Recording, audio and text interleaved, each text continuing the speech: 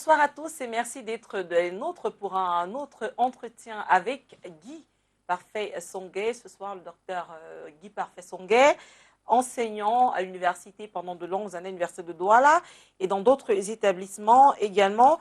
Mais ces derniers temps, surtout coach en matière de développement personnel et, comment on va dire, pasteur, non, prêtre non plus, homme de Dieu. Comment homme de Dieu, il a aujourd'hui d'après les révélations qu'il fait, reçu l'onction divine qui lui permet de guérir des malades, d'accomplir beaucoup de choses.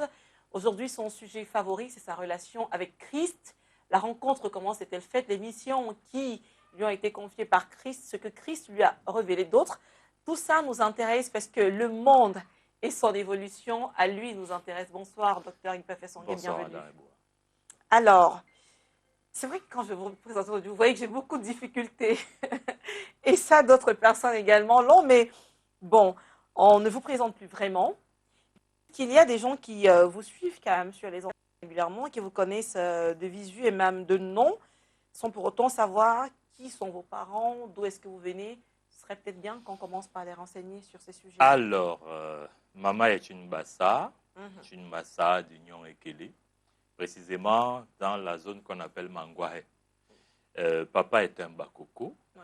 Et les Allemands ont appelé notre village Marie-Ambert. C'est la première église catholique du Cameroun. Mais nous, on l'appelle Elungango. Je suis un Bakoko Yakala d'Elungango. Je suis né à Edea. Il y a combien d'années environ? C'est vrai que beaucoup n'aiment pas. Plus de 37 ans, donc. D'accord. Marié Non, je ne suis pas marié. J'ai essayé 3 fois, ça n'a pas marché. Aujourd'hui, je ne vais pas dire que je m'en plains. Ouais. Je ne suis pas marié, mais je suis père. D'accord. D'un enfant? 2, d'ailleurs. De 2 enfants. Oui. Ok, alors, parcours scolaire, vous avez ce background que tout le monde vous connaît. Là où ça a un peu coincé à une époque, c'est sur la question de votre doctorat. Est-ce que vous êtes, oui ou non, titulaire d'un doctorat? Je vous pose la question de but en blanc. Oui, je me rappelle qu'une chaîne concurrente m'avait invité à un plateau qui m'avait pratiquement obligé à présenter ce diplôme. Et je crois que tout le monde se rappelle que j'avais présenté un document en cuir avec du papier incrusté à l'intérieur avec 3 cachets de signature. Je suis docteur. Si je n'étais pas docteur, l'université ne m'aurait jamais recruté dans ce que ça exige comme procédure. Parce que pour recruter quelqu'un comme moi qui travaille dans la fonction publique à l'université, votre dossier passe par 5 instances de validation. Oui. Avant les instances de validation, vous présentez les originaux de vos diplômes. C'est-à-dire, j'obtiens le doctorat, le PhD en sciences politiques en 2005, donc ça fait 10 ans maintenant. Je me présente à l'université de Douala. On me fait suivre les procédures d'usage. Je présente mes diplômes aux différents responsables de l'université, les originaux. Je me rappelle qu'à l'époque, le professeur qui était le doyen de la faculté des lettres, qui m'avait abordé en premier avant celui de la faculté des sciences juridiques et politiques, avait ri du fait que j'ai apporté jusqu'au CEPE. Professeur Bikoy, Nicodème Bikoy. Donc, j'ai eu tous mes diplômes, tous sans exception. Je suis recruté de la façon la plus normale. Le conseil consultatif de recrutement des assistants du 5 juillet 2007 me recrute avec une confirmation au conseil d'administration le 10 juillet. Et c'est-à-dire que quoi? Dans les usages au Cameroun, je ne sais pas comment ça se passe ailleurs, votre dossier passe par le conseil de département. Le conseil de département cote le dossier au conseil de faculté. Le conseil de faculté, et tout ça, ce sont des lots de dossiers, cote le dossier au conseil consultatif de recrutement des assistants où toute l'université siège, tous les doyens, tous les recteurs. Après, dans ce CCRA, vous avez le conseil d'administration qui entérine les décisions du CCRA. Et enfin, la mise en fonction par le ministre. M. Famendongo, le professeur Jacques Famendongo, qui est en fonction, c'est lui qui m'a recruté. Donc, j'ai été recruté de la manière la plus légale. D'ailleurs, il est le tout premier à m'avoir décoré parce que 3 semaines après mon recrutement dans la fonction publique, c'est bien lui qui me donne le prix d'encouragement des recteurs pour l'excellence académique. Parce que j'ai reçu entre-temps 7 décorations, 4 américaines, 1 européenne, 2 camerounaises. Les 2 camerounaises m'ont été remises par le ministre Famendongo. Donc, tout a été fait de la façon la plus légale. Il n'y a pas eu de problème pendant mon recrutement. Et comment est-ce que cette affaire de diplôme douteux est-elle arrivée et comment a-t-elle été portée sur la place publique? C'est un processus. Alors, d'après ce que mes aînés m'ont dit à l'université, je dis toujours mes aînés parce que j'ai grandi avec la logique d'Africain. Il faut voir, quand je commence, j'avais 27 ans. Quand je commence, j'obtiens le doctorat. Le doyen, à l'époque, me dit que mes problèmes ont commencé quand on m'a décoré. Parce que j'ai été décoré 3 semaines après mon recrutement. En fait, ils m'ont poussé dans une compétition dont j'ignorais tout. Ils appellent ça les universiades. Donc, les universités s'affrontent dans un projet et c'est au niveau national. Et il faut même voir les photos. Lorsque je suis décoré le 2 août 2007, je ressemble vraiment à un étudiant. Quand on voit encore aujourd'hui que je suis jeune, il faut voir à quoi il ressemblait il y a 9 ans. Oui. Donc, alors, je suis là, au milieu de tout le monde. Je ne sais pas que je suis décoré parce qu'ils avaient bien fait les choses de façon à ce que les dossiers soient anonymés. Donc, les experts qui corrigent les copies corrigent avec objectivité. Et c'est après qu'on fait la désanonymat. C'est comme ça que on entend devant tous les représentants de toutes les universités, le ministre, le gouverneur, le délégué du gouvernement, prix d'encouragement des recteurs pour l'excellente académique, Université de Douala, Guy Parfait Songhai. Et j'ai failli m'écrouler. Imaginez. Donc, alors le recteur me dit, non, le doyen de l'époque me dit que les collègues ont demandé, c'est même pas l'enfant qui passe à la télé. Il dit oui, mais il a commencé à enseigner quand pour avoir une décoration. Il me dit que mes problèmes ont commencé là. Donc, après ça, il y a eu une autre situation qui était intra-université de Douala. Lorsque je commence à enseigner à l'université de Douala, mes enseignements font beaucoup de bruit. J'avais une telle liberté de ton en cours magistral que l'amphi était toujours plein. C'est le délégué qui m'explique en fait que 3/4 des étudiants viennent des autres facultés. Et ça a créé beaucoup de complexes d'infériorité au milieu de mes collègues, des jalousies, etc. Ça a commencé à enfler comme ça. Non content de tout cela, au bout de quelques temps, je suis invité pour représenter le Cameroun à un programme international américain. Comment il s'appelle ça? International Visitor Leadership Programme. Je crois que ça n'était jamais arrivé à l'université de Douala qu'un enseignant soit invité par le gouvernement américain, totalement pris en charge. Donc la lettre suit le circuit normal, ça passe par le recteur jusqu'au doyen, etc. Ça fait encore beaucoup de bruit. Certains se disent, oh, les Américains ont repéré son nez, il va partir. Ça fait beaucoup de bruit. D'ailleurs, même des collègues ont raconté que je ne reviendrai pas. Je reviens des États-Unis avec 4 décorations. Une médaille d'or d'excellence, sénateur honoraire de l'État de Louisiane, maire président de la ville de Bâton Rouge, décoration à la Chambre des représentants pour services rendus dans la promotion de la démocratie et l'éducation civique. Et je découvre ici que ces papiers n'ont rien d'ordinaire, que je suis le tout premier Camerounais à les avoir. Je suis menacé par des collègues qui m'appellent comme ça en pleine cour pour me demander pourquoi je reviens avec des choses comme ça. Au lieu de cacher ça, je fais un rapport officiel dans les usages. Je devrais me cacher. Ils m'ont dit ça. Pourquoi? Je n'ai pas compris. On m'a dit, quand tu reviens à des choses comme ça, on n'aime pas ça. Tu devrais te cacher. J'ai dit, mais je suis allé représenter le Cameroun. Ce n'était même pas l'université. Les autres représentants, nous étions de 12 pays africains francophones. J'étais le seul qui n'était pas gouverneur. Les autres représentants représentaient leur pays. C'est le minimum de rendre compte. J'ai rendu compte au département, j'ai rendu compte, parce que j'ai un rapport que j'ai produit, à la faculté, au recteur, au ministre qui m'a chaleureusement accueilli. Et j'ai fait une copie pour la présidence de la République. J'ai représenté mon pays. À l'époque, c'était Condoleezza Rice qui était secrétaire d'État, oui, aux États-Unis. Oui. Donc, je ne savais pas que quand on revient avec des médailles exceptionnelles, puisque c'est à l'ambassade des États-Unis que je réalise même le côté exceptionnel de ce que j'ai reçu. J'ai déjà un prix d'excellence universitaire au Cameroun. Je reviens avec 4 décorations supplémentaires. Je n'ai pas encore 7 mois à l'université. Là, c'est allé très vite. On a commencé à me chercher des problèmes de tout. Et comme si ça ne suffisait pas, 2010, parce que là, 2007, 2008, 2009, j'ai toute cette décoration. Non, 2008, j'ai toute cette décoration. 2009, je suis déjà consultant et formateur pour les Nations Unies.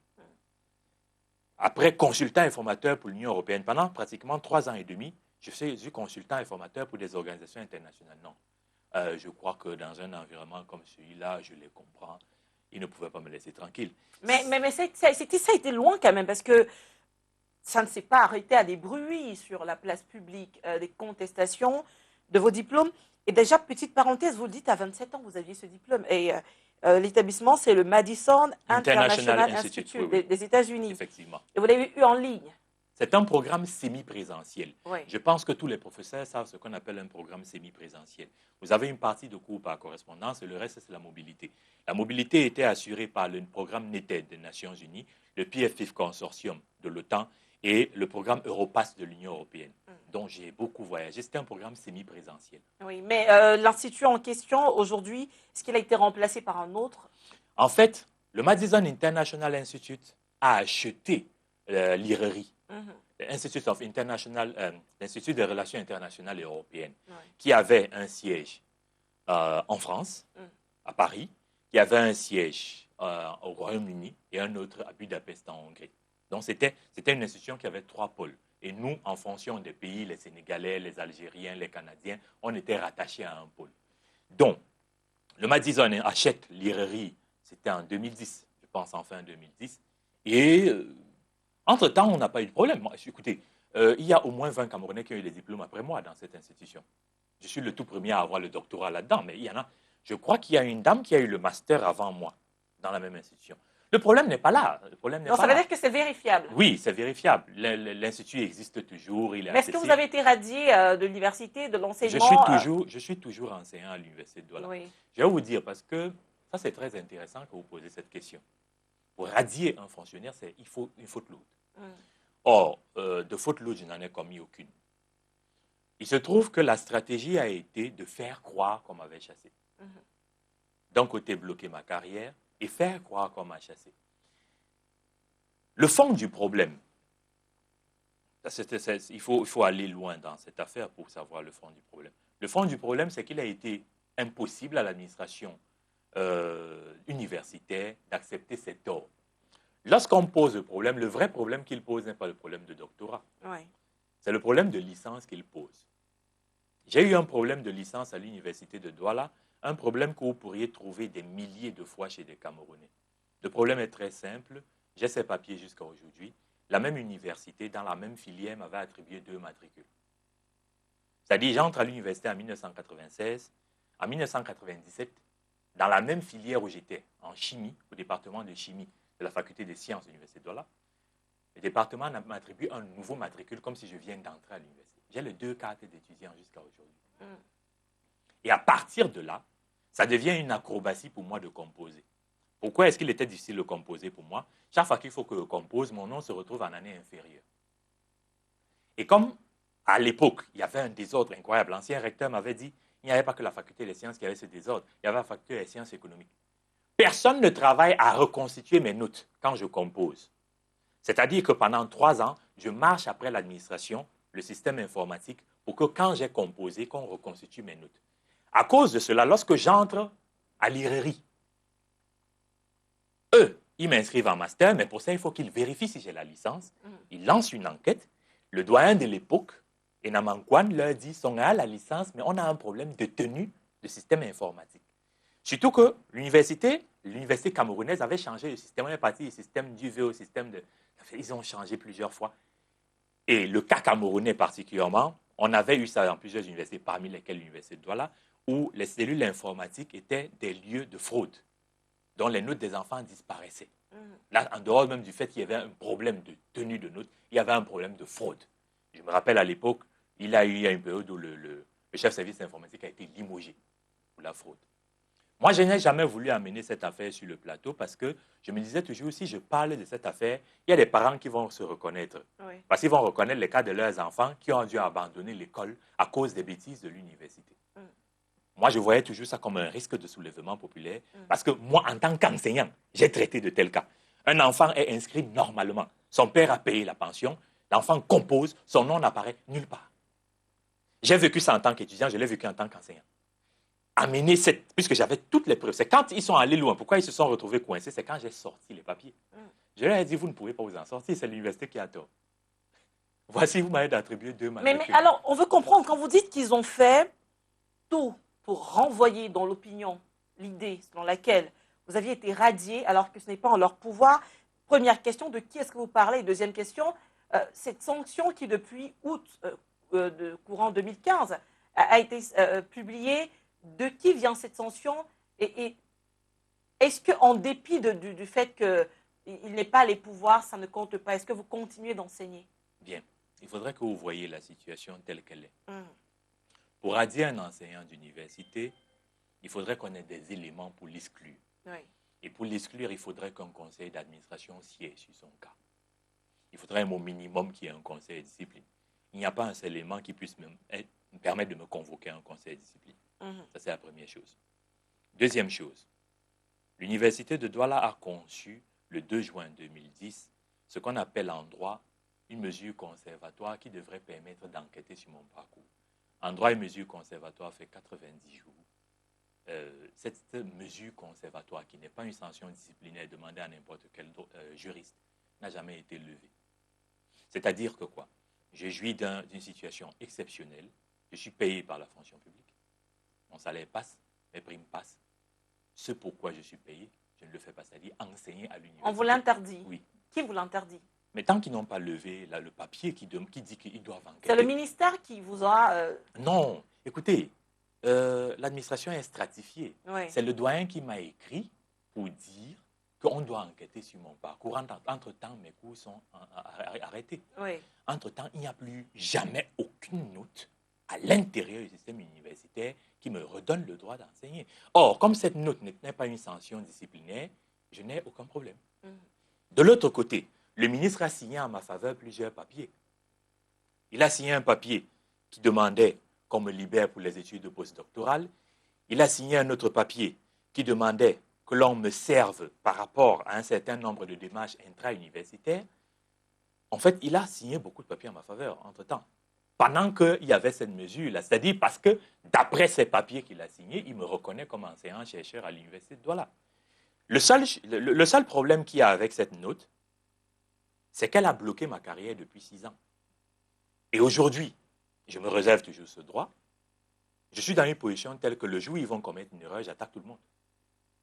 Parce qu'il faudra justifier comment un dossier de changement de grade qui a été déposé en 2009 n'est jamais arrivé au conseil consultatif, à la commission de changement de grade. Administrativement, je les tiens. Juridiquement, je les tiens. Moi, je n'ai aucun problème. C'est-à-dire que la position que j'ai, puisque j'ai écrit au président de la République et j'ai fait ampliation à tout le monde, pour qu'on comprenne les insuffisances du ministre de l'Enseignement supérieur d'un point de vue administratif, qu'on comprenne les insuffisances de l'Université de Douala d'un point de vue administratif. Je me rappelle encore que l'ancien recteur qui vient de partir, le professeur Dieudonné Oyono, quand il a vu le dossier, lui, il se disait que c'est un dossier administratif, il ne voyait pas le problème dans le dossier. Puisqu'on ne peut pas prouver que je n'ai pas de diplôme, puisque toutes les vérifications ont eu lieu. En fait, en 21e siècle, si on dit que quelqu'un a de faux diplômes, on peut vérifier en 24 heures. Il y a le fax, il y a le téléphone, il y a l'email. Donc, ils ont eu les vérifications. J'ai les copies de ce que l'université, le Madison, leur a envoyé. Donc, il n'y a pas de problème à ce niveau. Non, on sait qu'il est là, le doctorat. Puisqu'ils sont arrivés à un stade où le recteur de l'époque avait dit que s'ils en ont besoin, il va me donner mes notes de CC et d'examen. Ça veut dire que vous avez eu le baccalauréat à quel âge pour avoir le... J'ai eu le baccalauréat en 96. Donc, je sais quoi, j'avais 17 ans, 18 ans, je ne sais pas. Puisque je suis arrivé en terminale à l'âge de 16 ans. Oui. Et j'ai repris la terminale. Je suis arrivé en 16 ans. Et le fait de reprendre la terminale m'a rendu un énorme service. Parce que moi, je n'apprenais pas mes leçons. J'avais un principe, il fallait que je sois en classe quand l'enseignant parle. Pour moi, tout se passait là. Il faut que je sois concentré pendant le cours. Le fait de reprendre la classe de terminale m'a rendu un énorme service. J'ai compris que le génie ne suffisait pas. Que les meilleurs sont des bosseurs. Oui. Et ça m'a changé définitivement. D'accord. Alors aujourd'hui, en dehors de cela, est-ce que vous continuez d'enseigner quand même? Parce que vous êtes arrivé des cours dans des instituts privés aussi. Bien. J'ai été déjà, ça n'a pas changé, professeur associé à l'Université catholique pendant plus de 4 ans. Oui. J'ai eu à intervenir depuis 2 ans au moins à l'Université de la Côte. J'ai eu quelques interventions à Paris. Il y en a quelques-unes où je suis invité au Bénin. Quelques interventions aux États-Unis. Je suis demandé un peu partout. Donc, je ne m'ennuie pas. Ma vie d'enseignant est chargée. Parce que quand on prend l'Université catholique, à l'Université catholique, j'ai 8 enseignements, ce n'est pas rien. À l'Université de Douala même, avant qu'ils viennent me bloquer, j'enseignais déjà un cycle de doctorat en anthropologie et en sociologie. Master, au département de communication où j'ai été recruté, j'enseignais déjà un master. Donc, je n'avais pas de problème.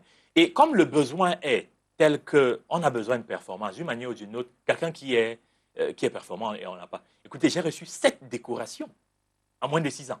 D'accord. Et le parcours que j'ai, que ce soit avec les Nations Unies ou l'Union européenne, a fait que n'importe comment, on a besoin de professionnels dans l'université. J'ai été chef d'entreprise avant d'être, parce que là, je viens de créer une salle. Je viens de créer le potager Jardin d'Afrique, qui est une salle qui bosse beaucoup plus à l'international. Donc, je ne m'ennuie pas. Je ne m'ennuie pas, tout va très bien. On va sortir de ce dossier, de ce stop qu'on a fait sur vos diplômes, parce que ça crée le buzz. Vous comprenez quand même qu'à l'occasion de cet entretien, qu'on ait envie de revenir sur ce sujet. Mais juste pour sortir, alors le ministre qui a autorité, parce que si c'est le doyen de la faculté qui vous a fait une note qui suspendait momentanément pour besoin d'enquête, voilà. Et qu'après vous avez le soutien du ministre qui en plus vous a prouvé plusieurs fois que lui, il reconnaissait vos diplômes. Pourquoi, du haut de sa posture, n'a-t-il pas pris des mesures tout simplement pour que le doyen rétablisse la vérité et que Mais vous parce que commenciez... lui-même, d'après ce que j'ai appris, a encore écrit des notes contraires. Mhm. C'est-à-dire qu'il a écrit des notes à ma faveur 2 fois. Après, j'ai appris qu'il a écrit des notes contraires. Et ça peut être dû à quoi? Vous voulez que je sois honnête? Oui, carrément. C'est pour ça qu'on vous a là devant nous. C'est pour ça, pour l'honnêteté. Je pense que je fais sérieusement peur au gouvernement de ce pays. Je leur fais peur parce qu'ils ont un argument qu'ils m'ont expliqué. Parce que j'ai travaillé pour ces gens au noir pendant longtemps. Ils m'ont exploité de toute façon pendant longtemps sans jamais me payer. Beaucoup, à plusieurs niveaux. Ils savent que je sais beaucoup de choses sur le fonctionnement réel de l'État. Ils ont un problème avec le fait que je sois, et ça c'est une expression centrale chez eux, incontrôlable. Au Cameroun, la question de la contrôlabilité est une question centrale. Plusieurs personnes dans les services de renseignement m'ont dit, chaque fois qu'on écrit sur toi au chef de l'État, on conclut toujours par incontrôlable et on met ça en gras pour qu'il sache qu'il ne faut pas miser sur toi. Parce que lui, comme nous tous, on a besoin de gens contrôlables. Toi, tu es dangereux. On ne sait pas dans quoi te mettre. Un conseiller du président m'a dit, il m'a dit ça, il n'était pas en cachette, il me dit, on t'a surveillé pendant plus de 5 ans, on ne sait pas qui tu es. Oui. Je dis, je ne comprends pas, Excellence. Il dit non, le problème qu'on a avec toi, c'est qu'on ne te comprend pas, on ne sait pas qui tu es. On n'arrive pas à comprendre d'où tu tires cette autorité. Je lui dis, mais je suis juste un enfant de Dieu, vous voulez quoi? C'est quoi la réponse, ça n'est pas assez clair. Donc le problème Qu'est-ce qu'ils veulent contrôler? Vous êtes, à moins qu'il y ait des choses que vous ne disiez pas clairement, vous êtes un enseignant. Votre travail, c'est de dispenser des cours aux étudiants. Si vous dispensez ces cours, vous n'êtes pas non plus un homme politique. Vous êtes connu en tant qu'enseignant. Vous n'êtes pas un adversaire politique. Qu'est-ce qu'on veut bien pouvoir contrôler chez vous? Il y a 2 choses. Ils sont sûrs d'une chose. Si on me laisse longtemps devant des enfants, je fabrique une masse critique capable de bouleverser le système. Ils sont sûrs de ça, à cause de l'autorité que j'ai dans la parole. Oui. Ça, c'est le premier élément dont ils sont sûrs et pour lequel ils me craignent. Deuxième élément pour lequel ils me craignent, ils m'ont exploité longtemps. Ils savent que j'ai des secrets. J'ai géré des secrets dans ce pays que même des ministres en fonction n'ont pas. Et pendant 5 ans, je sais beaucoup de choses. Des secrets dangereux pour votre vie, finalement. Oui, puisqu'ils ont essayé de m'assassiner plusieurs fois. Comment? On a envoyé des gens me tuer. Ils étaient armés? Oui. Je suis resté caché pendant 3 mois, puisque on avait donné l'ordre de me tuer. À cause d'un dossier sur lequel j'étais tombé, je n'étais pas censé savoir certaines choses. Un gros dossier de détournement de plusieurs milliards, dans lequel étaient impliquées beaucoup de hautes personnalités. En dehors de ça, ils m'ont exploité dans plein de choses. J'ai évité à ce régime un coup d'État. Je ne parle pas au figuré. C'est-à-dire que j'étais la personne qui avait l'information sur le coup d'État. Et Ça, c'est en quelle année? En 2013. Oui. Qui donne l'alerte sur le fait qu'un coup d'État se prépare. J'avais le dossier complet. Qui organise le coup d'État? Pourquoi? Quel est le comité? J'avais un dossier de plus de 36 pages. C'est moi qui négocie pour annuler le coup d'État. Ils m'ont abandonné. On n'essaierait pas d'en savoir plus pour votre sécurité parce que... Ne vous en faites pas pour moi. Oui. Ils ne peuvent rien me faire. D'accord. Et c'était des gens du gouvernement qui voulaient faire le coup d'État? C'est plus que ça. C'était organisé de très loin. Oui. Donc, ils savent que je sais toutes ces choses. Aujourd'hui, à cause de tout ce qu'ils ont eu à faire, je n'ai plus peur d'eux. Ils ont essayé sur le plan ésotérique, ils ont vu que ça ne marchait pas. Ils ont essayé de tuer un membre de ma famille dans la foulée. Ils ont vu que ça ne marchait pas. Quand ils ont vu que sur le plan ésotérique, ça n'allait pas, il restait l'option physique. Aller l'éliminer. Bon, quand vous voulez éliminer un homme que Dieu utilise, Dieu lui dit par de là. J'ai été traqué. C'est-à-dire que j'ai été traqué au point où le Seigneur m'a instruit d'enlever la puce, la batterie de mes téléphones pour ne plus être repérable. J'ai disparu pendant 3 mois. L'ordre était de me tuer. Il a fallu une puissance étrangère pour calmer le jeu. Leur dire que vous le touchez, on vous déclare la guerre. J'ai vu qu'ils m'ont traqué. Mais déclarer la guerre, ça veut dire que c'est carrément au niveau de l'État. Parce que pour que ce soit une puissance étrangère qui menace un État, il faut que ce soit la tête de l'État. Exact. Est-ce que vous êtes en train d'accuser le gouvernement camerounais, l'État camerounais d'avoir essayé de vous assassiner? Non, dire l'État, ce serait trop vague. Oui. Certains collaborateurs du président de la République ont donné l'ordre de m'assassiner. Mais comment la puissance étrangère veut-elle déclarer la guerre à un État? Est-ce que c'est possible? C'est possible. Ça veut dire qu'elles ont dû toucher le président de la République également pour votre sécurité? Exact. Bon. En tout cas, nous, on souhaite que vous vous portez bien Ne vous en faites pas, et un que homme ne peut vous... rien me faire. Et ça va, les pressions ont baissé depuis Non, non, les pressions n'ont pas l'intervention baissé. de... J'ai toujours, de temps en temps, bon, ils ont fini les intimidations, les menaces, parce que j'ai vécu de tout ça. Ils ont essayé de menacer d'abord mes parents, ils se sont fatigués, ils ont vu que ça n'avait pas d'effet. Me menacer, ils ont vu que ça n'a pas d'effet. Intimidation, le blocage de la carrière fait partie du processus. Ils ont essayé de tout. Hein. Bon, aujourd'hui, quand je regarde ce qui se passe, compte tenu de ce pourquoi je suis né, parce que maintenant je sais pourquoi Dieu m'a envoyé, je n'ai pas à m'inquiéter parce que toute personne qui voudra m'assassiner va mourir, donc ce n'est pas mon affaire. D'accord. La dernière question quand même, c'est que je vous ai vu plusieurs fois dans la rue, en passant.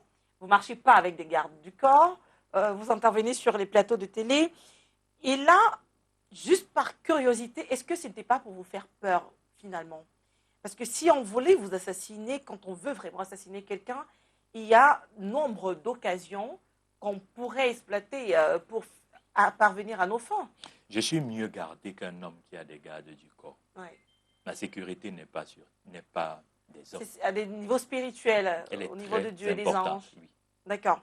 Alors, on va justement, parce qu'on a parlé de spiritualité, hein, à revenir dans, je dis rentrer dans le sujet qui passionne aujourd'hui.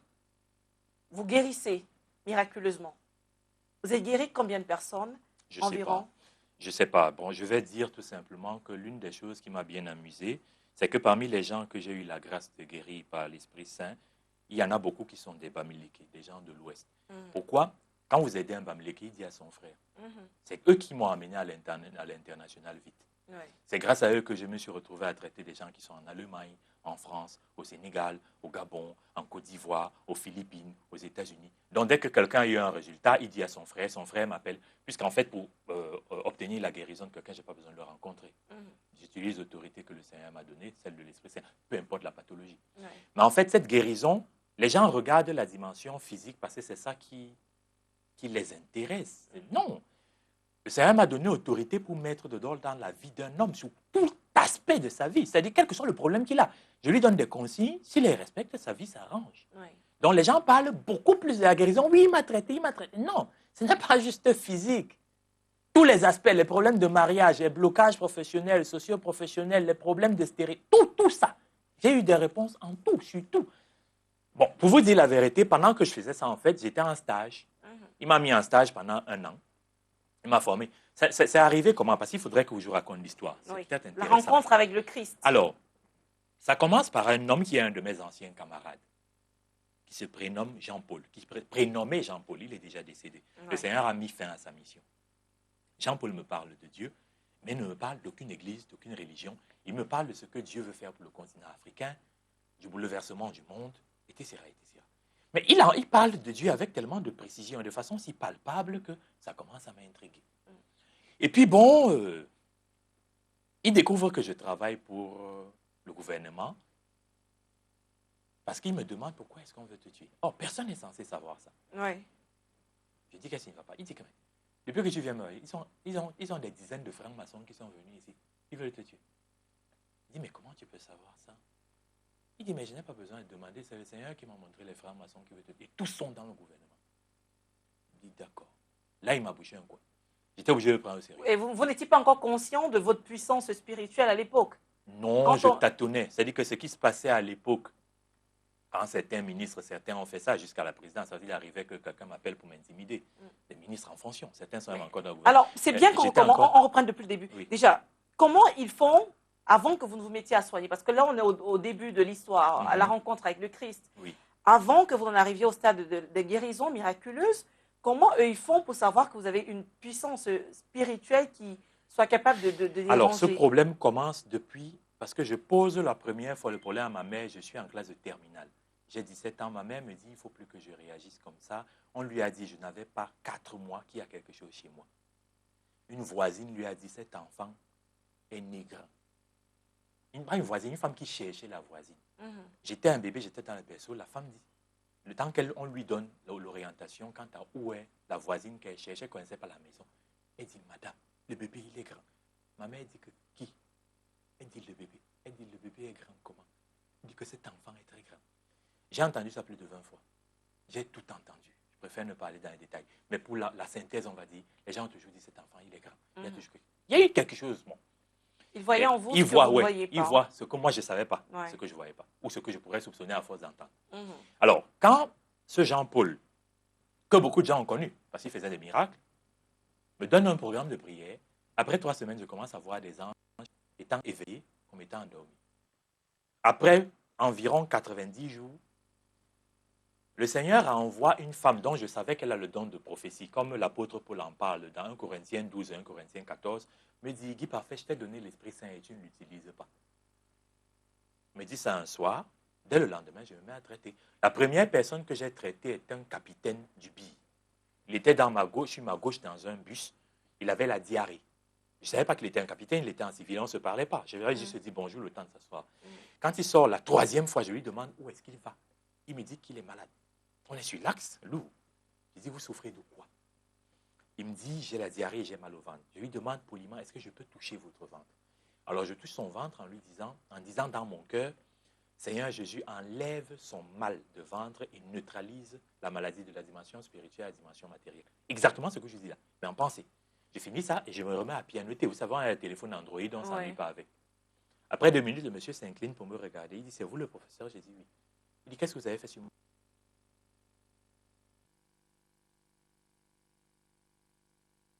Et puis, comme le Seigneur m'avait déjà commencé à me former. Il a pris votre contact. Oui, oui, oui. Ils sont nombreux de toute façon. Il m'a dit que l'autorité spirituelle, en fait, il faut que je vous donne les lois pour que vous compreniez. D'abord, il y a la bidimensionnalité, que les gens le sachent ou pas, c'est comme ça. C'est-à-dire que l'homme a été conçu pour vivre dans 2 dimensions. Lui-même, Dieu l'a conçu dans 2 dimensions. On a les passages qui sont dans 1 Thessaloniciens 5, verset 23, qui le disent clairement. Verset 26, Jacques 2, 26 aussi, qui le permet de comprendre le rapport entre l'âme et l'esprit. Et Genèse 1, verset 26 à 27, qui permet de comprendre que l'homme lui-même est esprit. Donc l'homme est composé d'un corps, d'une âme et d'un esprit. Je passe rapidement. Alors, au-delà de la double citoyenneté, il y a un élément, c'est-à-dire que c'est le domaine spirituel qui domine le matériel. Et la 3e loi, je passe rapidement, je ne vais pas aller dans les détails, c'est dans mes enseignements, dans mes livres qui sont sur Internet, c'est que il y a inopposabilité de l'univers matériel sur le monde spirituel. Ça veut dire que quoi? La distance matérielle ne vaut rien. Si vous voulez traiter quelqu'un, vous avez l'autorité spirituelle. Vous le traitez quel que soit l'endroit où il est. D'autant plus que s'il s'agit effectivement de, quand il s'agit, je vais dire, effectivement de la puissance de Dieu, on sait que Dieu est partout. Donc voilà, après, il est omniprésent, si c'est il est le Saint-Esprit, omnipotent, quel que soit l'endroit où on se quel que soit trouve, l'endroit. il devrait. Donc, je me suis habitué à traiter les gens sans les rencontrer. C'est bien après que les gens venaient me voir. Et surtout que j'avais reçu comme instruction, dès que le don s'est allumé, de ne jamais prendre de l'argent. C'est allé très vite parce que les gens savaient qu'ils sont règlement. Quelle est la maladie la plus grave que vous avez traitée? Alors, les cas les plus explosifs, c'est les cas de possession et d'envoûtement que les gens avaient amené chez Tibi Joshua et ça n'avait pas marché. On m'a amené ça. Dans des cas graves où des gens faisaient des trans, etc., ils étaient possédés, marchaient avec une colonne d'esprit de mort, etc., étaient arrivés à des situations où ils n'arrivaient plus à avoir une vie normale. Donc, des gens possédés, envoûtés pendant 20 ans, 22 ans. Ou des cas graves où vous avez des individus qui ont une colonne vertébrale totalement tordue. Et puis, il y a guérison. Les 2 radios montrent la colonne d'avant et celle d'après. On dit non, ça ne peut pas être la même personne. Les cas de sida, les cas de diabète, les cas de cancer. Il y a un des cas de cancer qui m'amuse jusqu'à aujourd'hui. Jusqu'à aujourd'hui, la fille n'est pas jamais venue me voir. Elle est dans un quartier voisin du mien. C'est son beau-frère qui m'avait appelé pour dire, vraiment, je ne sais pas si tu peux faire quelque chose. Ma belle-sœur a une tumeur cancéreuse au sein gauche. Je dis à son frère, je lui donne le téléphone. Je cause avec la fille, je lui dis, tu vas guérir. Donne-moi ton nom. Elle me dit son nom, je dis, ok, je veux que tu saches que tu vas guérir. Je donne un programme de prière, tu vas le respecter. 2 semaines après, son beau-frère me dit, mais je ne comprends pas les femmes. Ma belle-sœur est guérie, elle ne te cherche pas. Je dis, comment ça? Elle dit, mais j'ai remarqué qu'elles sont allées à l'hôpital avant-hier. Je leur demande, mais vous étiez faire quoi à l'hôpital? Elle me dit, ah, le cancer a disparu. Il n'y a plus rien dans le sein. Mais la personne qui a enlevé le cancer, elle appelait au moins pour lui rendre compte. Bon, en même temps, moi, ça ne m'étonne pas. Le Seigneur m'a dit, tu ne t'attaches à personne. Tu restes dans le service et tu sers. Les gens m'ont appelé 24 heures sur 24 heures. C'est-à-dire, on m'appelait à 1h, 2h, 3h, 4h. Je décroche le téléphone comme si je suis éveillé. Je lève la main, j'active le traitement et puis je me rendors. J'ai fait ça pendant longtemps. Pourquoi au stade où on est là, que j'ai mis dans mon site internet le traitement de toute maladie humaine? C'est parce que le Seigneur, lui, il a d'autres priorités. Il ne veut pas qu'on me prenne pour un marabout, qu'à chaque fois on m'appelle, que les gens aillent suivre la procédure, ils guérissent d'eux-mêmes, qu'ils n'aient plus à me rencontrer. Et pourquoi c'est vous que le Seigneur a choisi? Alors, ça, ce que vous posez comme question est très intéressant pour vous aider à comprendre jusqu'à quel point cette question n'est pas facile à satisfaire. Vous allez demander pourquoi il a choisi Abraham, vous allez demander pourquoi il a pris Jacob, pourquoi Isaac, pourquoi Moïse, pourquoi Paul, etc., etc., pourquoi Daniel, non. Vous devez savoir que les envoyés de Dieu ont une caractéristique. Tous. Ce ne sont jamais des individus que monsieur tout le monde pourrait attendre comme élu. Oui. Jésus lui-même a grandi dans la maison, ses frères étaient surpris. Il n'y a que sa mère et son père qui savaient qui il était. Ses propres frères étaient surpris. Je me réclame, le Seigneur m'a choisi pour faire son travail. Il m'a expliqué qu'il fait de moi la priorité, quel que soit tout le reste que je suis capable de faire, parce que je fais presque tout par la parole. Je dois être un instrument d'enseignement. Il m'a choisi. D'abord, il m'a choisi. Ensuite, il m'a formé. Il m'a transformé. Et il m'a élevé pour que je sois celui qui enseigne qui il est. Comment on fonctionne avec lui. Et comment il faut l'aimer. Comment le servir. C'est pourquoi il m'a mis au-dessus de toute considération d'église ou de religion. D'accord. C'est la question que j'allais poser. Quelle est la religion dans laquelle vous pratiquez? Ok. Je ne vais pas à l'église. Pourquoi? C'est une instruction qu'il m'a donnée. Parce que d'abord, il va détruire toutes les églises. Il me l'a démontré d'abord en vision. Il m'a montré ça de plein de façons. Il m'a donné les textes, parmi les textes que j'ai à l'esprit. Si vous lisez Ésaïe 34, oui. Il décrit comment il va tout détruire. Il m'a dit, j'ai des paquets de révélations, qu'il jure par lui-même. Dieu jure. Il nous interdit de jurer, mais lui jure.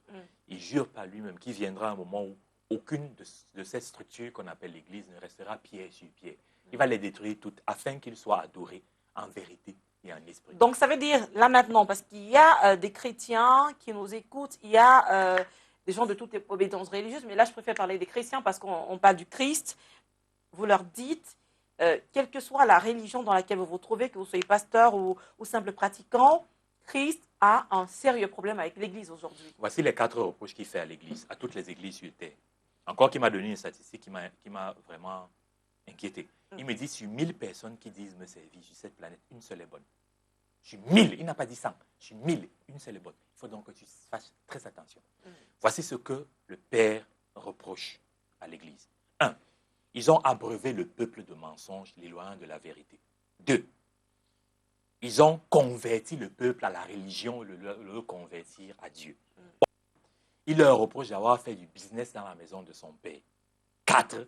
Il leur reproche d'avoir fermé la porte qui mène au paradis alors qu'ils ne vont pas entrer. C'est pourquoi il veut tout détruire. En rendant le processus difficile, comment est-ce qu'ils ont fermé cette porte? En abreuvant le peuple de mensonges, oui. Non seulement ils se sont égarés d'eux-mêmes, mais ils ont égaré le peuple. Convertir le peuple à la religion, c'est quoi? Moi, par exemple, quand je demande aux gens de suivre Dieu, je leur dis pas suivez-moi. Je leur dis, ce n'est pas une phase. La relation à Dieu est personnelle. Suivez vous-même dans votre discipline personnelle intime. Personne n'est votre gendarme. Les autres ont fait croire que pour suivre Dieu, il faut les suivre. Il faut aller vers eux. Il faut se soumettre à eux, etc. Mais c'est une chose que le Seigneur déteste. C'est des gourous. Ils sont nombreux à être des gourous. Sans compter que ce qu'il m'a montré au sein de l'Église, si les gens avaient les yeux spirituels ouverts, ils n'entreraient pas à l'Église. L'Église est un haut lieu de chasse pour les armées de l'ennemi. La majeure partie des églises sur terre sont des hauts lieux de chasse. Qui chasse à l'Église? Vous avez les esprits de mort, les esprits de nains. Les esprits de nains sont petits de taille comme ça, c'est des vieux petits de taille. C'est eux qu'on utilise pour vendre les gens. Ce que les Bamlékas appellent femmes, là où les Bassa appellent con. Bon, il y a beaucoup de gens ici qui sont vendus, c'est des coqs vides, ils savent vite. Quand tu le regardes, tu le vois, il est attaché au village sur un poteau. Il croit qu'il est là, il est déjà parti depuis. C'est son âme qui est attachée? Non, c'est son esprit. L'âme est encore là. Oui. En fait, pour que vous compreniez, Jacques 2, 26 dit ça. La foi sans les œuvres est aussi morte qu'un corps sans âme. L'homme vit parce que l'âme est là, c'est tout. D'accord. L'esprit ressemble au corps en tout point, sauf qu'il est léger, il a une autre structure. Donc, esprit de mort, esprit de nains, ange et ténèbres, sorciers, sectaires, vampires, démons, esprit des eaux. Voilà 8 catégories, quelques génies, les 9 catégories qui chassent à l'église. Vous allez à l'église, si ça pouvait amuser mon père de faire ça, dimanche, il ouvrait les yeux aux gens. Il verrait quand ils entrent à l'église, il y a un serpent assis, un hippopotame, un serpent, un crocodile, une panthère, etc. C'est-à-dire, les gens viennent à l'église avec leur totem. Vous allez faire peur aux chrétiens à la fin. Non, je dois dire la vérité, je suis désolé. Mais en dehors de ce que je dis, mais beaucoup de gens savent qu'il y a des sorciers patentés qui viennent à l'église le dimanche. Si Dieu était là-bas, qu'est-ce qu'il viendrait faire? Vous croyez que si Dieu était là, les sorciers viendraient jouer au billard? Pour la petite information, il y a beaucoup de qui se demandent souvent, c'est vrai que ce n'est pas écrit, hein, mais certaines personnes qui ont des sectaires qui appartiennent à des cercles exotériques et qui feraient de la magie noire sont régulièrement dans des églises. Parce que Dieu n'est pas là, ils ne sont pas en danger. Mais qu'est-ce qu'ils vont quand même y faire? Ils viennent voler. Ils appartiennent à un individu qui a 3 spécialités. Il n'en sort pas. Satan, l'ennemi, le malin, appelez-le comme vous voulez, Lucifer, ne sort pas des 3 spécialités. Ce qu'il sait faire, c'est dérober, détruire et égorger. Il ne sort pas là. Beaucoup de chrétiens sont des proies à l'église. C'est-à-dire qu'ils viennent là, naïfs, aveugles, ignorants. Quand ils prient, les grâces descendent, certains volent leurs grâces. Là, ça se passe là. Vous savez, comme je palpe ces choses. Le Seigneur me les a enseignées avec les différentes spécialités des anges. Il m'a montré comment le monde fonctionne. Mais pourquoi il fait descendre leur grâce dans une église qui est pleine de voleurs et ils savent que ces gens vont voler leur grâce? Ok, je vais vous expliquer. Voici les 3 catégories d'êtres humains sur Terre d'après Dieu. Il m'a expliqué ça dans l'ensemble. Parce que tout ce qu'il m'a enseigné est presque mathématique. C'est pourquoi quand je dis à quelqu'un, fais telle chose, je sais qu'il va guérir. Si après 2 semaines, il ne me raconte pas un miracle, je sais qu'il n'a pas respecté les consignes. C'est les mathématiques. La science de la connaissance de la vérité est plus proche des mathématiques que n'importe quoi. Alors, voilà. Il me dit l'ensemble est. C'est facile à enseigner même à quelqu'un qui n'a pas eu le niveau 3e. Tu as de moins l'infini à l'infini.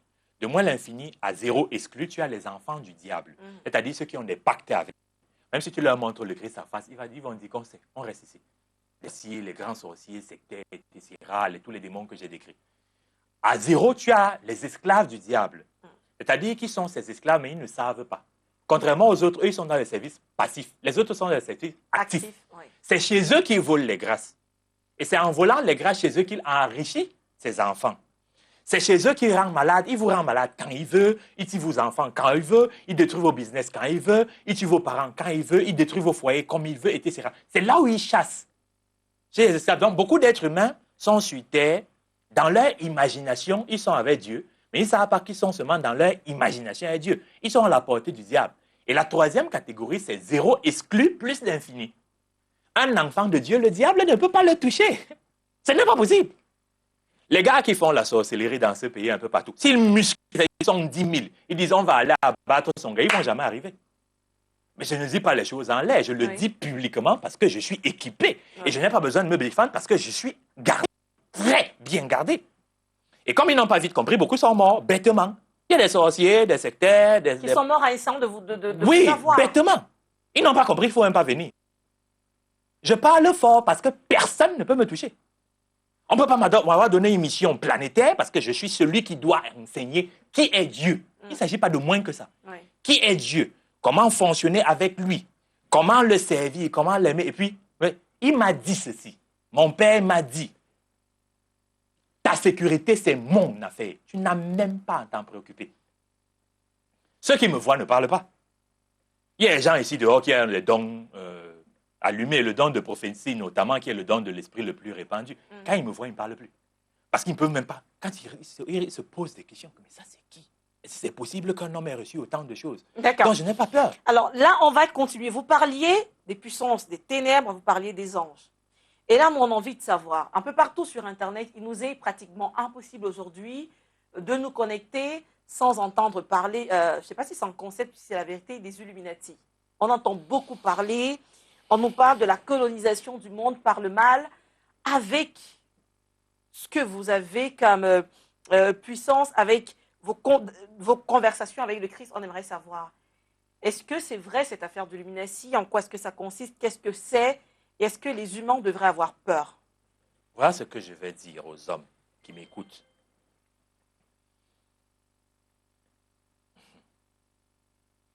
Dieu est en colère. Il est en colère parce que, premièrement, il a envoyé les hommes sur terre et il se comporte comme si personne ne les a envoyés. Il est en colère parce qu'on a enseigné qu'il est mort. Il est en colère parce que les hommes ont choisi d'écouter l'ennemi. Il est arrivé ici il y a quelques années après le déluge, c'est la période à laquelle Satan est arrivé. Il n'est pas là depuis très longtemps, ça fait quelques milliers d'années qu'il est là. Qui est arrivé ici en se jurant d'amener le maximum de personnes en enfer. Et les hommes préfèrent l'écouter. Dieu est en colère parce que il s'est incarné dans la chair il y a plus de 2000 ans. Il a fait un sacrifice pour reconnecter l'homme à lui. Et les gens ont piétiné ce sacrifice. Ils ont outragé le sang de l'alliance. Alors, je vais le dire dans le français d'intellectuel ou je ne sais pas du tout. Il veut régler des comptes. Ceux qui ont conscience du mal, qu'ils cherchent franchement Dieu. Je ne parle pas d'église ou de religion, qui cherchent franchement Dieu. Dieu a des comptes à régler avec les cercles de sorcellerie là. Il va les détruire tous. Tout sera anéanti. Il a des comptes à régler avec ceux qui ont établi ce que vous appelez l'ordre du monde. Il faut donner le pouvoir au continent africain. Ce n'est pas un égyptologue qui parle. C'est un instrument vivant du Dieu créateur qui vous dit ça. Il ne comprend pas comment il peut avoir autant. Il va tout voler. Au passage, Dieu a tout créé en Afrique. Jésus-Christ était un Africain. De toute façon, s'il veut sauver les gens, ce n'est pas en Europe qu'il aurait choisi, c'est en Afrique. C'est pourquoi je suis choisi. Dieu a un problème avec ces églises-là, qui va aussi anéantir. Il a un programme prioritairement, aussi sur les 6 ministères, 4 sont des ministères de destruction. Il y a un qui est un ministère de guérison complète. D'où les 9 promesses que j'ai mises dans mon site internet. Que les gens sachent que ce n'est qu'un pan. Il n'y a pas que la guérison des pathologies. Il n'y a pas que la protection. Il y a 9 choses. Tout est référencé. Que les gens n'aient pas peur. S'ils cherchent véritablement le Dieu créateur, qui est Jésus-Christ, sans considération d'église ou de religion, ils seront protégés automatiquement. D'accord. Qu'ils n'aient pas peur. Ok, on a un autre débat sur la chrétienté. C'est l'authenticité de la Bible. Alors, vous avez parlé de la colère du Christ portée contre tout un tas de personnes, contre le monde, quand on voit les catégories que vous citez. Mais est-ce que la Bible, on doit y croire? Est-ce qu'elle n'a pas été manipulée? Bien. Que la Bible ait été manipulée ou pas, voilà les premiers éléments qui me viennent à l'esprit. Vous devez savoir qu'il y a 3 niveaux de connaissance de la loi de Dieu. Vous avez la connaissance matérielle des textes, c'est-à-dire quelqu'un peut réciter toute la Bible. Il a la connaissance matérielle des textes. Vous avez la connaissance spirituelle des textes, c'est-à-dire l'explication que l'Esprit Saint, parce que c'est l'Esprit Saint qui enseigne.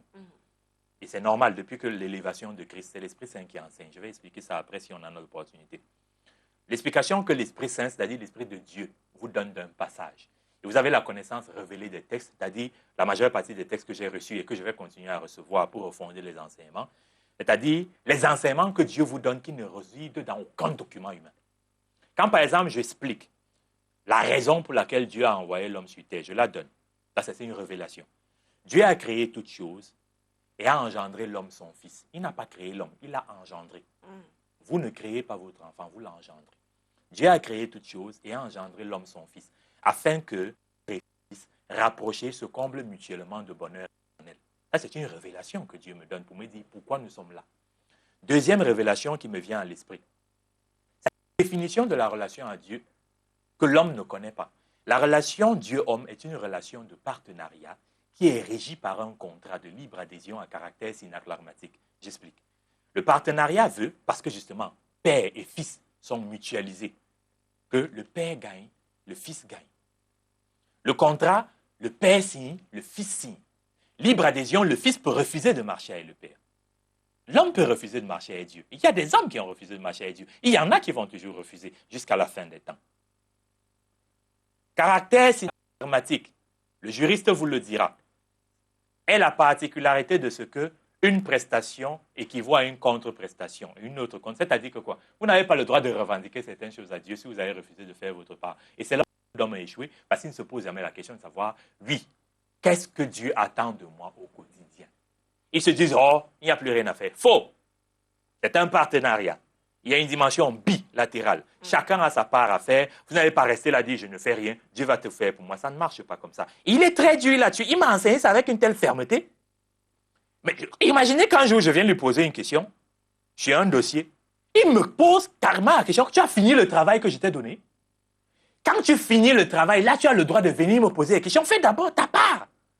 Les gens n'ont pas ce privilège que j'ai d'entendre Dieu te dire fermement que finis d'abord ta part avant de venir me demander. Et vous l'avez déjà vu ou c'est juste par la voix du Saint-Esprit? Il me parle de plein de façons. Voilà comment il procède.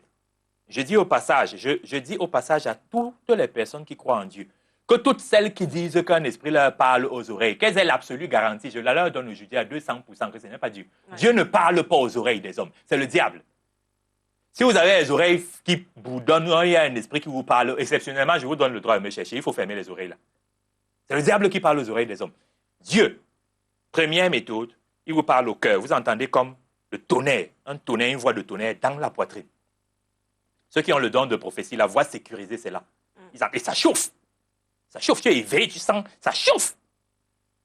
Deuxième voie, pour ceux qui ont l'autorité dans la parole, dans l'enseignement, ils reçoivent par révélation. Ça entre dans la tête. C'est pourquoi je peux enseigner des jours entiers. Je ne peux pas me fatiguer, puis les anges me rechargent. Je peux parler longtemps.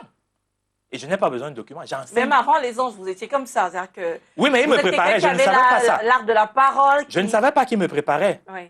Puisqu'avant, je voyais le geste que je fais aujourd'hui, c'est-à-dire lever la main pour sortir la puissance. J'ai vu ça pendant des années, je ne comprenais pas ce que ça voulait dire. Ils ne me montraient pas ça pendant le temps de sommeil. Toujours en temps de veille, je voyais comment elle levait la main. Et je voyais que je levais la main, la puissance sortait de ma main. Je ne savais pas ce que ça signifiait. C'est quand les dons se sont allumés que j'ai compris ce que ça signifie. Donc, on était sur les manières dont Dieu oui, parle. donc il parle comme ça. Il y a Troisième la chaleur, méthode. le tonnerre oui, vous entendez une voix de tonnerre, vous parlez. Vraiment, c'est le tonnerre, mais c'est dans votre corps. Troisième chose, il vous envoie des images. Il projette des images régulièrement. Quatrième élément, c'est quand vous dormez. Il parle beaucoup pendant le sommeil. Premièrement, pour vous faire des promesses. Deuxièmement, pour vous apporter des réponses à certains problèmes. Troisièmement, pour vous montrer les dangers, vous prévenir. C'est très régulier. Ceux qui sont assidus, il leur parle. C'est même l'un des indicateurs de la bonne relation avec lui. Il vous dit clairement. Par exemple, il m'a dit quelque chose qui m'a un peu embêté. Il m'a dit, ça fait 3 jours, ceux qui refuseront de suivre le programme de prière que tu as publié seront condamnés.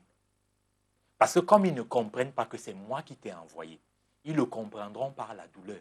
D'accord. Alors, merci. On va rapidement sortir par les prophéties sur le Cameroun. Samuel Percé, j'ai lu sur Internet, parce que je faisais des recherches, qu'il en a fait.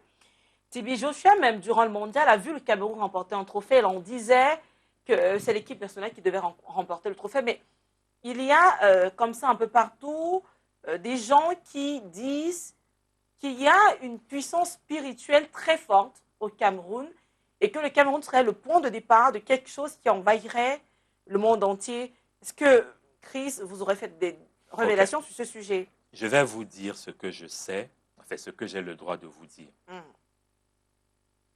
Le monde va changer, le continent africain va prendre le contrôle de la planète.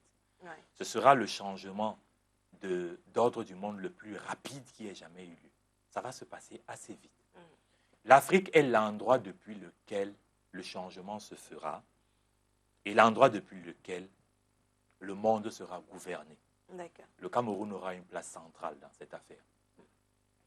Les gens qui ont des connaissances ésotériques savent que le Cameroun est au croisement de plusieurs centres énergétiques. Beaucoup de gens qui ont des visions savent qu'il y a quelque chose dans ce pays.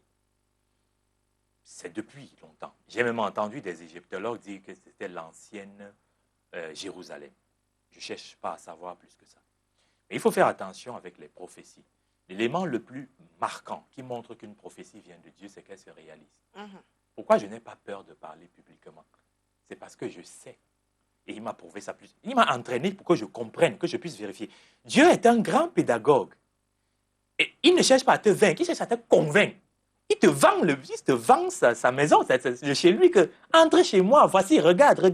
Il m'a prouvé que ça marche, regarde, ça marche, regarde, ça marche. Tu peux traiter, c'est moi. Tu peux résoudre les problèmes des gens, c'est moi. Il y a des cas où des parents viennent me voir. Mon fils est dans une secte. Vraiment, je vais faire comment? J'ai dit, il reviendra. Mais docteur, comment vous pouvez dire ça? Il dit que je l'ai déjà dit. Puisqu'il a béni ma langue. Tout ce que je dis se fait. Mais et les parents, ça arrive. Est-ce que vous pouvez faire revenir quelqu'un qui est dans une secte, qui a lui-même choisi de servir le diable s'il n'est pas d'accord? Parce que Dieu n'oblige personne à venir à lui. Ceux qui sont manipulés, oui. Mais celui qui est dans un pacte, s'il ne vient pas livrer ces choses, on ne peut rien faire pour lui. Le Seigneur m'a dit froidement, dans certains cas de figure où je voulais réagir, il me dit que rappelle-toi que je vous ai donné le libre arbitre. Tu ne forces pas la main. S'il ne veut pas t'écouter, laisse. C'est pourquoi très souvent je n'insiste pas. Puisque quand il me formait, il y a des gens qui m'ont agressé. C'est-à-dire verbalement. Je regarde quelqu'un, je vois qu'on l'a vendu, je lui dis que ça ne va pas. Je ne sais pas comment lui dire qu'on l'a vendu. Vous faites ça comment? Vous dites, toi, je crois bien que tu n'es plus ici. Non, vous savez, c'est délicat. Tu regardes, tu vois, on l'a attaché, il n'est plus là. Il marche, il fait l'amour, quoi. Il vit normalement, mais il n'est plus là, quoi. On l'a vendu. Et ils sont nombreux comme ça sur Terre? Très nombreux. Au Cameroun, 60%. Beaucoup de gens qu'on a vendus... Les esclaves du diable, c'est comme ça que vous les appeliez. Les esclaves, oui, ils sont les esclaves. Ils se nourrissent chez eux. Les esclaves passifs? Oui. Non, non, ce sont les esclaves qui sont dans le service passif. Oui. Ils ne savent pas qu'ils sont sa proie. Par exemple, quelqu'un qui n'est pas de Dieu ne sait pas qu'être malade n'est pas normal. Mais allez lire Exode 23, le verset 25 à 26. Celui qui est de Dieu ne tombe pas malade. Il n'a pas de stérilité, il n'a pas d'avortement. Dieu remplit ses jours. Moi, je ne peux pas tomber malade. D'ailleurs, même l'une des choses que les gens remarquent, c'est que je suis en train de rajeunir. Si on me voit, on voit mes photos d'il y a 5 ans, même les vidéos. Je suis en train de rajeunir. Pourquoi? Ils ne comprennent pas pourquoi je suis en train de rajeunir. Alors, merci, ça c'est... On a vraiment envie de parler de ça avec vous parce que c'est plein de surprises. Le docteur Guy Parfait-Songhé, qui encore il y a quelques temps ne parlait que de sciences politiques et autres choses. Oui, mais faites attention, faites attention. Oui. Mon père veut que j'apprenne beaucoup. Oui. Même les sciences politiques, là, tout ça, parce qu'il voudrait, parce que j'ai commencé à le faire, en fait, il veut m'utiliser parce que je ne suis qu'un instrument pour que je montre les limites des enseignements universitaires afin que les enseignements soient refondés. D'accord. Donc, en plus, il vous envoie maintenant conquérir également, enfin, bouleverser un tout petit peu les milieux universitaires. Ça a commencé. Si vous lisez le livre que j'ai dans mon site internet, Vie affective et performance socio-professionnelle, je montre déjà les limites de la médecine. Si vous voulez, je vous donne cet exemple. Les médecins du monde entier ne savent pas que l'homme est conçu corps, âme et esprit. Donc, qu'est-ce qui se passe? Il se trouve qu'ils ont développé une expertise sur le corps physique qui n'est qu'un vêtement. L'homme lui-même est esprit. Or, le corps physique n'étant qu'un vêtement, je prends un exemple. Si j'ai une blessure ici, au genou, et vous venez nettoyer seulement mon pantalon à cet endroit, vous allez laver seulement le vêtement, vous n'avez pas nettoyé la blessure. Or, les médecins ne savent pas qu'une blessure comme celle-là, où vous nettoyez seulement le vêtement, c'est ce qu'on appelle une maladie spirituo-matérielle. C'est-à-dire l'esprit est atteint et comme il n'aime pas supporter les charges, il décharge sur le corps. Vous voyez nettoyer le corps, vous n'avez pas enlevé la source. Résultat, c'est une maladie qui revient. Mais quelle maladie? Parce que vous avez pris le cas de la blessure. Moi, je vous réponds en disant, par exemple, que si on est en train de marcher et qu'on glisse et qu'on se blesse, c'est clair que pour soigner cette blessure, il faut appliquer un pansement. Oui, j'étais en train de... Est-ce qu'on a besoin de prières pour faire J'étais en train d'utiliser une figure de style. Je vais être plus précis. Voici les 3 catégories de maladies au monde. Ce n'est enseigné dans aucune école de médecine au monde. Première catégorie, les maladies spirituelles, c'est-à-dire les maladies pour lesquelles un individu est malade. On fait tous les examens, on ne voit rien. Parce qu'aucun appareil humain ne peut filmer l'esprit.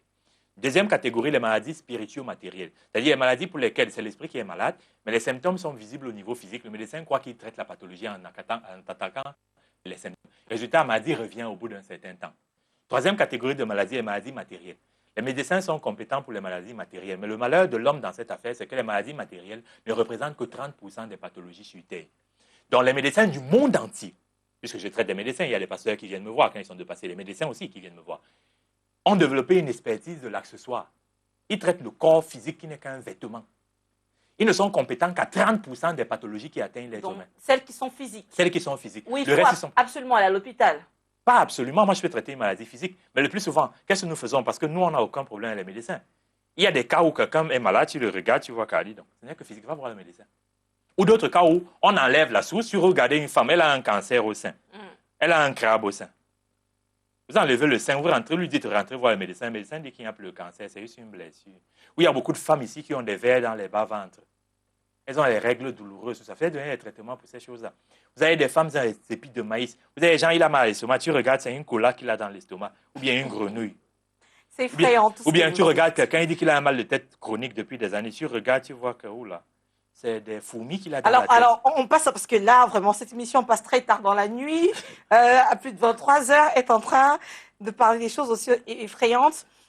Tout de même, ce qu'il y a également, cette affaire sur la vie, le coaching sur la vie, le développement personnel, je veux dire. Ça également, c'est récent pour vous. Non, ce n'est pas récent. En fait, je fais du coaching depuis au moins 8 ans. J'ai fait du coaching. J'avais d'abord un cabinet d'expertise qui s'appelait l'IANE. l'IANE qui veut dire transformation ou changement en Bakoko. J'ai fait du coaching dans des entreprises comme le ministère des Finances, où j'ai fait un séminaire de 3 jours, Camtel, Isacam. Beaucoup d'entreprises à Douala ont bénéficié de mes séminaires. Mais ce n'était pas sur le développement personnel. C'était du coaching. Sur le développement personnel. Effectivement. D'accord. Depuis au moins 7 ans, je fais du coaching. Il y a même des gens qui me payent pour le suivi individuel. Je l'ai fait. Bon.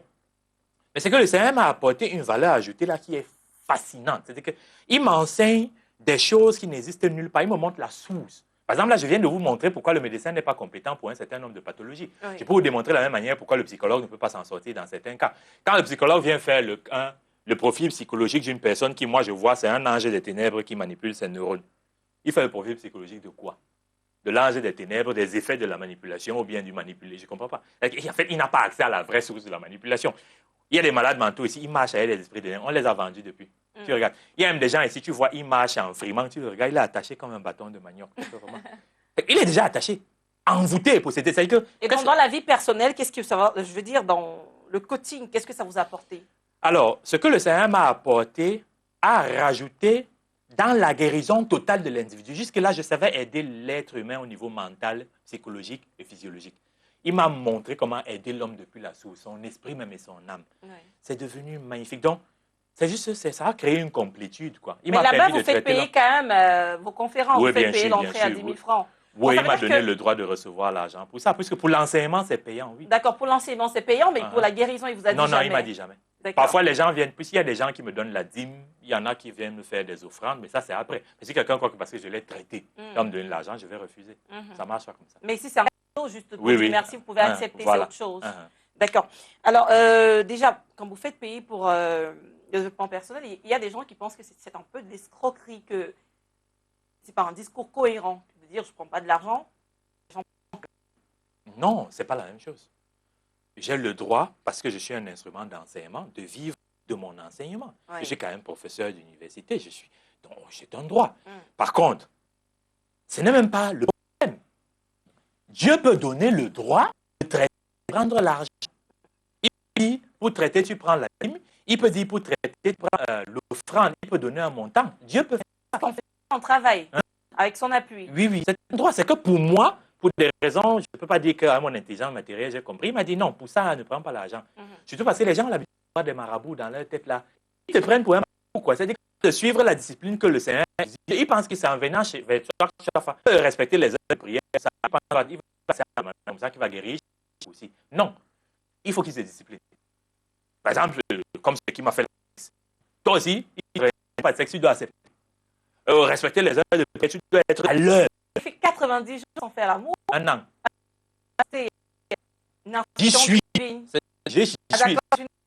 Oui, oui, oui.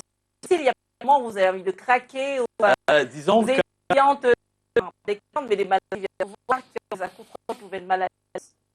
Vous savez, le fait de c'est quand même. Les filles s'habillent mal. Bon, on voit de tout. Je suis normal. Hein. En dehors, juste une puissance extraordinaire. Extraordinaire. Parce que c'est quand même. Je suis obligé de me contrôler. Parce que quand il a commencé à parler, parce que quand il fait. Bon, comme ça. Il m'entend une chose. Il est nettoyé. J'ai d'abord pendant 6 mois. Sec. Une journée. Je ne mangeais qu'à